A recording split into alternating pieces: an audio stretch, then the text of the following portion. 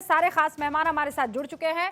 शहजाद पूनावाला राष्ट्रीय प्रवक्ता भारतीय जनता पार्टी के स्क्रीन पर आपको नजर आ रहे हैं। इस वक्त मनोज काका हमारे साथ जुड़ चुके हैं, समाजवादी पार्टी के राष्ट्रीय प्रवक्ता हैं। आपको आकाश मुनि नजर आ रहे हैं जो कि कांग्रेस का पक्ष रखेंगे।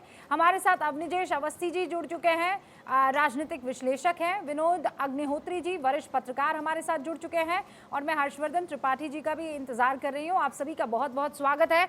आकाश मुनि, मैं शुरुआत आपसे करना चाहूंगी क्योंकि आप कांग्रेस का पक्ष रखने वाले हैं। पीएम मतलब पनौती मोदी, और वो भी उस मन से जहां पर आपको चुनावी दावे और वादे करने थे। हर्षवर्धन जी हमारे साथ जुड़ चुके हैं।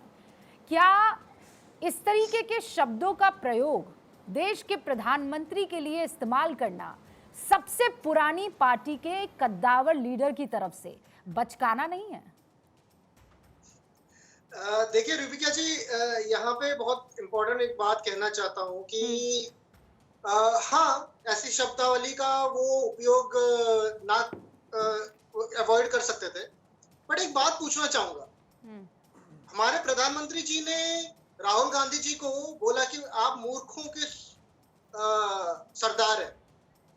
वायनाड की जनता ने 75% वोटिंग करके 80% से बहुमत से जिताया था राहुल गांधी जी को।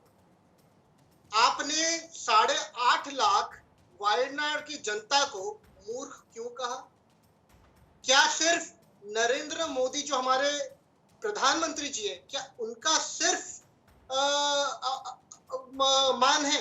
क्या वायनाड की 8.5 लाख जनता का कोई मान सम्मान नहीं है? और आज जो हमारे पैनलिस्ट में बैठे हैं वो याद करें कि जर्सी काऊ किसने बोला था? क्या ऐसी शब्दावली भी होनी चाहिए? क्या जो दूसरी शब्दावलियों का प्रयोग हुआ है भारतीय जनता पार्टी के द्वारा, क्या वो सही था? ये सोचने पर मजबूर करना चाहिए हमारे पैनलिस्टों को जो यहाँ पे बैठे हैं कि 8.5 लाख जनता को मूर्ख बोलने का जो साहस हमारे पूज्य प्रधानमंत्री जी ने किया, क्या वो सही था या गलत था? आज इस पे बहस होनी चाहिए। और ये जो बात थी पनौती की, ये मंच में खड़े होके उन्होंने बोल दिया, हो सकता था कि ना कि वो अवॉइड कर सकते थे ऐसी बातें, पर इससे बड़ी चीज थी कि जनता को जब आप प्रधानमंत्री होने के बाद मूर्ख कहें, ये शब्दावली प्रधानमंत्री जी को शोभा नहीं देती। वो एक संवैधानिक पोजीशन पे बैठे हैं, कॉन्स्टिट्यूशनल पोजीशन पे, तो राहुल गांधी गरिमा को वो जिम्मेदार सांसद नहीं है। सारी जिम्मेदारी प्रधानमंत्री ले लें और वो यहाँ क्या करेंगे? क्रिकेट खेलेंगे। तो 8.5 लाख जनता का कोई मान नहीं है रूबिका जी। और 140 करोड़ की आबादी का क्या करें? क्या उन्होंने 140 करोड़ आबादी को बोला है आप मूर्ख है?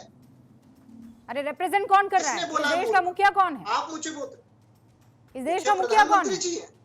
तो वो मुखिया ने मूर्ख क्यों बोला?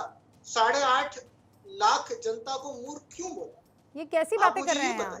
फिर मुझे ना वही बयान आपके ऊपर चस्पा करना पड़ जाएगा। ऐसा वाला बयान मत दीजिए ना, ऐसी बात मत कीजिए कि आप भी वैसे ही सरदार लगने लगे। बहुत क्लियरली मैं आपसे एक सवाल पूछ रही हूँ कि क्या इस तरीके की शब्दावली का इस्तेमाल होना चाहिए कि नहीं होना चाहिए? पीरियड। मैं कहती हूँ जर्सी गाय, इन शब्दों का इस्तेमाल शर्मनाक है। मैं कहती हूँ, दम भरती हूँ ये कहने का कि किसी को यह अधिकार नहीं होना चाहिए कि निजी इस तरीके के आक्रमण करे किसी के ऊपर। कह रही हूं मैं, लेकिन आप में इतनी हिम्मत है, कह दीजिए ना कि प्रधानमंत्री के खिलाफ इस तरीके के शब्दों का प्रयोग ठीक नहीं है। कितना आप नफरत करेंगे उस आदमी से, ये बता दीजिए ना। हंस रहे हैं, की खाका हो रही है वहां पर। अरे वो जो मंच है ना प्रभु, उस मंच पर वादे कीजिए ना, दावे कीजिए। और क्रिकेट का क्या क्या मतलब है वहां पर?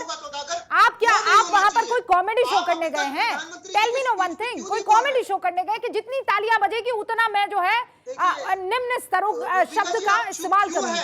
Not done sir, please.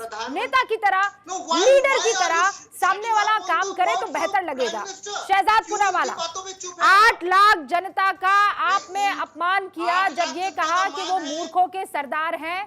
आपके ऊपर आकाश मुनि ये आरोप लगा रहे हैं। मैंने आपको ये पूछा कि ना कि जो प्रधानमंत्री जी ने कहा, आकाश जी क्या वो रुकिए ना, सही मैंने था? बड़ी रुकिए ना, शहजाद धैर्य पूनावाला से को बात जवाब सुनी देने है आकाश जी की, दीजिए। वो मेरी बातों को भी सुने। मैंने आकाश जी की पूरी बातें धैर्य से सुनी है, वो भी धैर्य दिखाए 1 मिनट का। रूबिका जी, आपके चैनल की डिबेट को आधा घंटा एक्सटेंड कर दीजिए, और जो राहुल गांधी के विषय में तथाकथित बयान जो आप कह रही हैं मोदी जी ने दिया, उसको प्ले कीजिए। उसमें कहीं पर भी राहुल जी का नाम नहीं है, परंतु मूर्खों के सरदार कहने पर अगर कांग्रेस के समर्थक को भी राहुल गांधी ही नजर आते हैं, तो ये सवाल तो राहुल गांधी के समर्थकों को पूछना चाहिए कि क्यों राहुल गांधी उनके मन में आए। मूर्खों के सरदार की कमी तो नहीं होगी इस देश में। उन्होंने किसी का नाम नहीं लिया, उन्होंने ये नहीं कहा राहुल गांधी इस मूर्खों का सरदार, परंतु वो अपने बयानों से शायद वो स्थापित करते हैं, इसलिए आकाश जी केवल उन्हीं का नाम सोच रहे हैं। बताइए, अब कोई कहेगा पेट्रोल और डीजल पर जीएसटी है, या कोई कहेगा राम जी 13 साल का बनवास काट के आए, तो अब वो मूर्खों के सरदार नहीं होंगे तो क्या होंगे। अब छोड़ देते इस बात को। और 8 लाख की जनता का आप विषय उठाएंगे तो भाई चौकीदार चोर है, तो 140 करोड़ की जनता क्या चौकीदार को, जो चोर है उसको नियुक्त कर रही थी क्या, उसको चुनाव कर रही थी क्या। अब आते हैं असली मुद्दे पर। देखिए, ये जो शब्द है ना पनौती, झांकी रही भावना जैसी प्रभु मूरत दिखे तिन तैसी। हो सकता है कि परिवार और पार्टी की अपने आप को पनौती ऐसे समझते हैं वो कि 40 चुनाव हार गए, इसलिए वो दूसरों में भी पनौती ढूंढते हैं। पर रूबिका जी, एक 10 सेकंड का डाइवर्जन लेते हुए, ये पनौती शब्द पता है आपको इतिहास में, यहाँ पर क्योंकि हर्षवर्धन जी, विनोद जी और अवनिजेश जी बैठे हैं, ये पनौती शब्द स्पेसिफिकली महिलाओं के लिए और पिछड़ी जाति के लोगों के लिए इस्तेमाल होता था कि ये ऐसी पनौतियां हैं, इनको दूर रखो, इनका बहिष्कार करो। इस प्रकार की शब्दावली का उच्चारण राजनीतिक जीवन में यह सामंती और जातिवादी सोच का सबसे बड़ा परिलक्षण है। यह महिला विरोधी सोच का सबसे बड़ा परिलक्षण है। तो किस प्रकार से पहले मोदी जी की जाति को गाली देना, उसे नीच कहना, गंगू तेली, भस्मसूर, तू घांची, घांची जो होते हैं वो ओबीसी भी नहीं होते, जबकि घांची और तेली लोअर ओबीसी में आते हैं, ये कहना, और फिर उसके बाद ये सामंती सोच वाली जो शब्दावली इस्तेमाल की गई है। देखिए, ये क्यों है। एक तो बात मैं मान दूं, मैं स्वीकारना चाहता हूं, हाँ भाजपा पनौती है, भ्रष्टाचारियों के लिए पनौती है, बलात्कारियों के लिए पनौती है, पीएफआई और आतंकियों के लिए पनौती है, परिवारवाद की राजनीति के लिए पनौती है, आतंकी के लिए पनौती है, और इस लिहाज से कांग्रेस के लिए भी पनौती है। कांग्रेस के लिए तो हम पनौती है ही, क्योंकि कांग्रेस इन सारे मूल्यों का प्रतिनिधित्व करती है जिनके लिए हम पनौती है। भाई बताइए ना, राजस्थान में पीएफआई की छूट से मार्च निकलती थी, अब 3 दिसंबर से बंद हो जाएगी, तो पीएफआई के लिए पनौती है। अब मेरी बात पूरी हो जाने दीजिए। क्या इस लेवल पर आना ठीक है? आपने लंबा समय दिया। एक लास्ट बात, हाँ, मैंने आप दोनों को उतना ही समय दिया। 10 सेकंड और आप अपनी बात रखिए, फिर मैं इस डिबेट को ओपन करूंगी मेरे बाकी मेहमानों के लिए। हाँ रूबिका, मेरी जितनी राजनीतिक आयु भी नहीं होगी ना, उससे ज्यादा विनोद जी और हर्षवर्धन जी की अनुभव की आयु होगी। इनसे पूछिए कि ये राजनीतिक डिस्कोर्स 2014 से बिगड़ा है क्या। एक समय था कि सदन में खड़े होकर अटल बिहारी वाजपेयी जैसे प्रखर राष्ट्रवादी को गद्दार कांग्रेस ने कहा, और आज भी उनके रिकॉर्ड में वो शामिल है। तब तो किसी ने आक्रोश नहीं जताया। एक शेरनी 100 लंगूर, मतलब कि विपक्ष के सारे नेता 100 लंगूर है और इंदिरा गांधी शेरनी है, ये शब्दावली किसने इस्तेमाल की थी। ये राजनीतिक डिस्कोर्स बिगड़ा तो कब बिगड़ा?